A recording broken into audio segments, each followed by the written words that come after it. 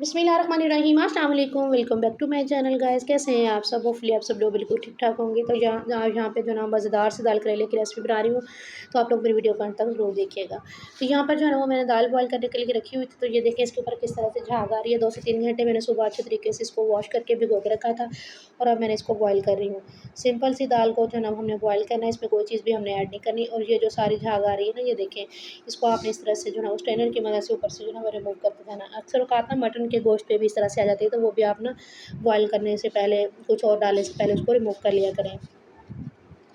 तो ये देखिए यहाँ पे मैंने करेले कट करके रखे हुए थे, उनको नमक लगा के 2 से 3 घंटे के लिए रख दिया था और अब इनको अच्छे तरीके से वॉश कर लिया है। तो ये तो दिखाने की ज़रूरत नहीं थी। माशाल्लाह से आप सब लोगों को बताइए किस तरह से करेलों को नमक लगा के रखते हैं और किस तरह से इनको कट करते हैं। तो यहाँ पे मैंने डाल दिया मस्टर्ड ऑयल। मैंने मस्टर्ड ऑयल का यूज़ करती हूँ हमेशा अपनी रेसिपीज़ में। ये करेले, भिंडी, इस तरह की चीज़ें जो है ना आप मस्टर्ड ऑयल में बना के देखिए, बहुत मज़े की बनती है। तो जैसे ही हमारा ऑयल जो है ना वो गर्म हो गया, तो इसमें हमने जो अपने करेले कट करके रखे हैं उनको डाल के इसके अंदर हमने इनको फ्राई करना है।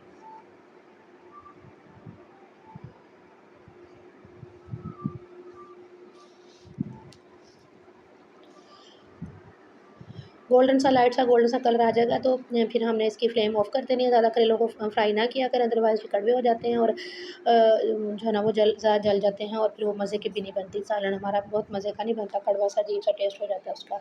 और जो है ना वो आपने इसके अंदर 2 चुटकी नमक इसके अंदर ऐड कर देना है। इस तरह की ये जो रेसिपीज़ होती हैं ना, इनको हमने नमक लगा के पहले से रखा होता है, जैसे ये करेले वगैरह हो गया। तो इन चीज़ों में नमक आप कम डाला करें। अरवी जो होती है ना, अरवी को भी अक्सर लोग नमक लगा के रखते हैं, कुछ लोग जो है ना आटा लगा के धोते हैं। तो ऐसी चीज़ रेसिपीज़ में ना आप नमक कम डाला करें, अदरवाइज़ नमक जो है ना वो तेज़ हो जाता है, क्योंकि चीज़ों ने पहले से अब्ज़ॉर्ब किया होता है। जैसे करेले हो गए, इनके अंदर भी नमक हो जाता है ज़्यादा। अरवी की रेसिपी हो गई, इस तरह की जो चीज़ें होती हैं ना, उनको नमक जो है ना उनका इस्तेमाल आप कम किया करें। तो यहाँ पे मैंने ऑयल डाला है, ऑयल के अंदर मैंने ब्रिक चॉप किया हुआ प्याज डाल दिया। जितनी देर में हमारे करेले फ्राई हो रहे हैं, तो साथ में हम लोग जो है ना वो इसकी ग्रेवी मसाला जो है ना वो रेडी कर लेते हैं। तो इसको जो है ना वो हमने सॉफ्ट होने तक पकाना है और साथ में जो है ना कुछ दूसरे स्पाइसेस ऐड कर देंगे। दाल जो मैंने बॉयल करने के लिए रखी हुई थी वो भी बॉयल हो चुकी है और इसमें मैंने डाल दिया हाफ़ टेबल स्पून हल्दी पाउडर डाल दिया है। हाफ़ टेबल स्पून से भी कम इसमें मैंने नमक डाला है।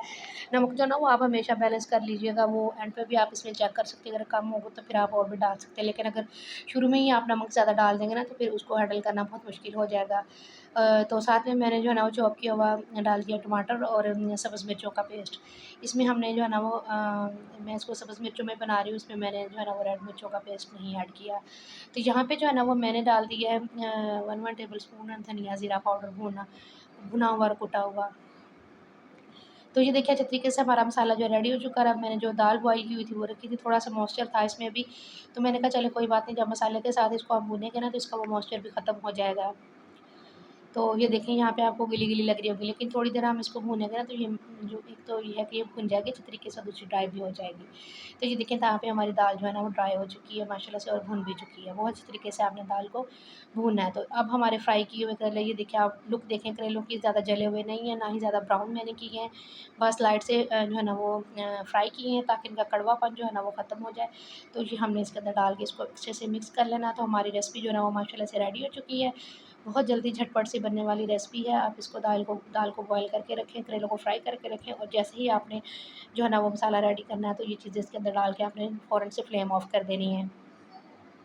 तो ये देखिए हमारी जो है ना वो रेसिपी की फाइनल लुक यही थी मेरी आज की वीडियो में। उम्मीद करती हूँ आप सब लोगों को अच्छी लगी होगी। तो मुझे एक प्यारा सा कमेंट ज़रूर कीजिएगा और मेरे चैनल को सब्सक्राइब ज़रूर कीजिएगा।